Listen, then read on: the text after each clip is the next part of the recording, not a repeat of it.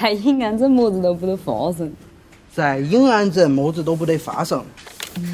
他净着拿这个牌，我都不好意思。没事，你说。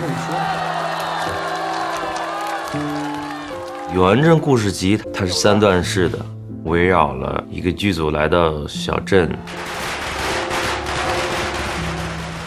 喂奶要喂到2岁，那母乳里有好多营养是奶粉里没有的。第一个故事的主人公，饭店的老板娘，作为一个年轻的妈妈，她的工作、家庭生活、身体都发生了特别大的变化。社会的惯性对他们的要求，这些东西都和她个体的这种向往，我觉得产生了冲突。对吧，这玩意儿？咱们这就剧组这群人来了，像新鲜空气一样，对他一个很大的吸引。他就是我们这里走不出去的多明星。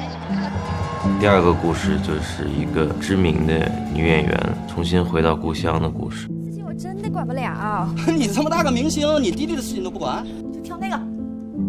我们总对家乡、对过去的记忆感到安全。欣欣。但当我们回到过去当中，又不一定能很好的跟过去相处。你现在有钱了，有高高在上，开始怀念我们了。别拍了，拍，有什么不能拍的呀？第3段呢，就是这部电影的导演和编剧他们的一些分歧、创作的困境。我们就是自我调侃嘛，整个拍电影的状况。你不就想说你比观众知道的多吗？你不是因为上一部片子被观众批评没文化，所以才选择这个剧本吗？还有更好的事儿啊！当红流量小生刘洋谈下来了，来演咱们最后那个故事。永安镇故事集它昭示着某种普遍性，我们很难改变生活中带来的那种惯性。就像一个石子丢到一个池塘里面，看起来是荡起了涟漪，但是马上又恢复平静了。一个人他有了愿景，努力的去接近它，目的的达成与达不成其实不重要，最大的看点我觉得主要是过程。这个片子它是一个即兴的产物，本来是有一个另外的剧本，拍摄前1个多月吧，决定我们要去调整巨大的方向，讲一个新的故事。已经全组在湖南这个地方了，有的角色我们就选择了剧组里的人了。这剧本1年前就有了，你不相信当初为什么要拍它呀？编剧春雷还有一天说：“老魏，你别打我的主意，我肯定是不能演的，没经验。”我说：“没关系，我们能试试戏嘛，但很有表现力。你要敢拍完这1个字，我跟你接。”我说：“哎，你说的这么起劲，是不是在用这个角色在骂我呢？”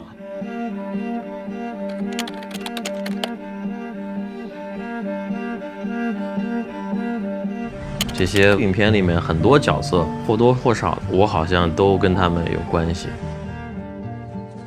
延边少年讲一个住在延边的小孩想去韩国，但他没有钱，找他爸爸要钱的故事。有啥事啊？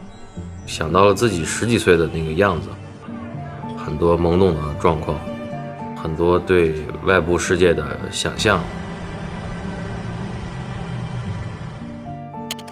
野马分鬃呢，就是从我的经历里面去提取一些素材，以2个男孩为主的一段大学时光，觉得买了一辆吉普车呢，可能给他一种新鲜的角度去改变他的现状，但其实那些也是他一段旅途的朋友，最后还是独自去面对未知的世界。我觉得呢，拍电影如果真的是为电影节拍电影，那就我就不知道怎么拍了。这个就是拍电影的乐趣所在，还是充满了很多未知的地方。这个过程它就像一个生命成长起来一样。